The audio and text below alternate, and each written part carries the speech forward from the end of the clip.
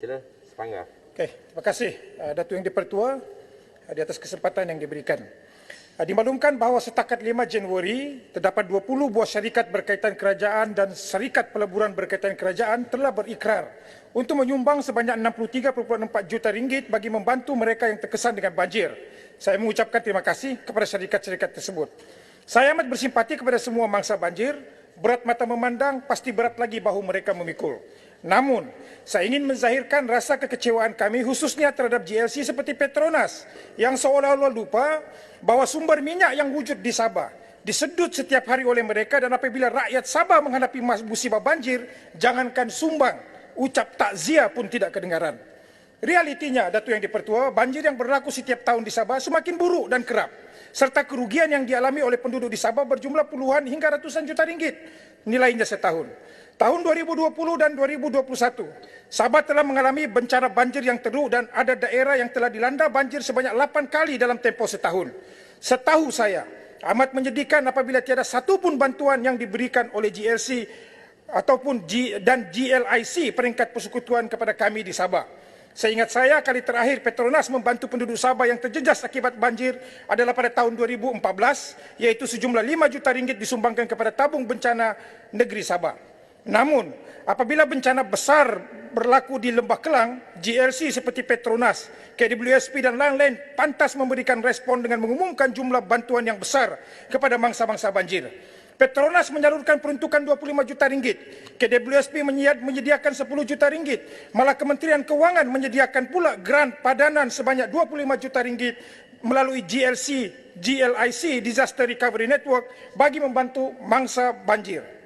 Adakah mereka hanya sedar akan kesan banjir apabila berlaku di Semenanjung tetapi tidak apabila berlaku di Sabah?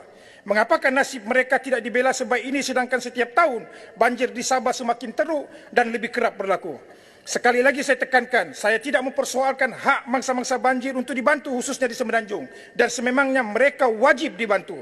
Apa yang saya persoalkan, mengapakah sikap double standard kepada rakyat Sabah ini berterusan di bawah kerajaan yang kononnya membawa konsep keluarga Malaysia?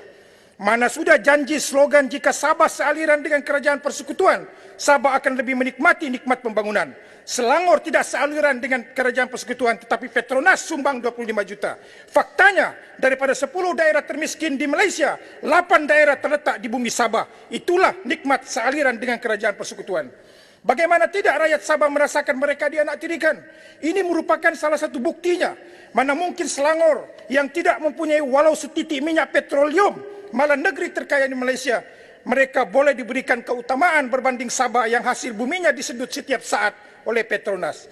Datuk Yang di-Pertua, kerajaan yang memperuntukkan lebih 1.4 bilion melalui bantuan banjir keluarga Malaysia yang merangkumi pelbagai bantuan, antaranya bantuan tunai, pembelian peralatan rumah dan pembaikan serta bina rumah baru. Namun, pecahan jumlah bantuan yang bernilai bilion ringgit ini tidak dinyatakan dengan jelas seperti berapakah jumlah yang diperuntukkan untuk bantuan wang ihsan, berapakah peruntukan untuk diskaun dan bocor membaiki kenderaan dan sebagainya. Saya mohon penjelasan daripada kerajaan. Menyentuh mengenai bantuan kepada kerajaan negeri, saya dimaklumkan bahawa 50 juta akan disalurkan secara terus kepada kerajaan negeri Selangor dan Pahang. Justru saya ingin bertanya, adakah peruntukan secara terus ini akan diuruskan sepenuhnya oleh negeri dan berlainan dengan bantuan banjir keluarga Malaysia? Bagaimana pula dengan negeri lain dan bagaimana pula untuk Sabah? Pada 8 Januari, setelah air hampir semua kawasan terjejas di Sabah telah surut dan rumah bangsa banjir telah dibersihkan, Perdana Menteri Keluarga Malaysia datang ke Sabah, kononnya untuk melawat bangsa banjir.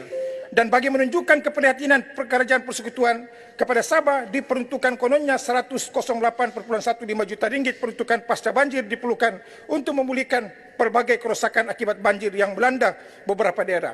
Datuk Yang di-Pertua, sebagai penutup,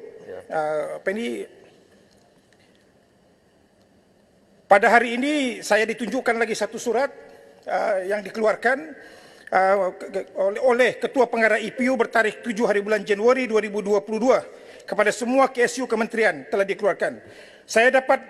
Kalau saya dapat ringkaskan surat ini, daripada surat ini, JPM tiada halangan dengan cadangan penggunaan peruntukan DE tahun 2022 bagi membiayai kerja-kerja pembaikan, baik pulih projek-projek fizikal dan infrastruktur yang rosak bagi kegunaan jangka panjang. Jadi persoalan, adakah surat ini bermaksud sekali lagi projek-projek asas di Sabah terpaksa dikorbankan? Bukan kami minta menara tinggi, bukan juga diminta gunung emas. Kami hanya minta keperluan asas kami dibina, sekolah daif kami ditambah baik. Jadi saya tidak mahu kejadian sewaktu kejadian COVID di mana banyak peruntukan DI di negeri Sabah telah diguna pakai untuk pembangunan COVID, penyelesaian masalah COVID, dan saya tidak mahu masalah banjir ini juga peruntukan DI juga diambil daripada yang telah diperuntukkan kepada negeri Sabah. Datuk Yang Dipertua, sebagai penutup, khususnya mengenai kawasan parlimen saya mohon agar bot-bot ditempatkan di balai polis atau balai bomba. Saya sudah semak di Sepanggar memang tiada bot penyelamat disediakan. Apabila berlaku banjir, kita terpaksa berusaha mencari bot-bot yang boleh digunakan pakai daripada kalangan penduduk. Kedua, bajet segera perlu diturunkan bagi projek pembersihan dan pelebaran parit dan longkang yang tersumbat dan mendalamkan sungai yang cetek bagi memastikan pengaliran air lancar dapat dilaksanakan. Ketiga, kawasan Dewan Undangan Negeri Inanam adalah kawasan industri dan pusat ekonomi, dan kebanyakan jalan di kawasan ini ditenggelami air ketika musim banjir kerana jalan yang rendah. Oleh yang demikian, amat perlu kepada kerajaan untuk peruntukan yang secukupnya bagi memastikan agar jalan-jalan ini dapat dinaikkan, ditinggikan bagi mengelakkan rakyat yang ingin balik ke rumah mereka tidak terkandas di tengah jalan. Sekian dan terima kasih.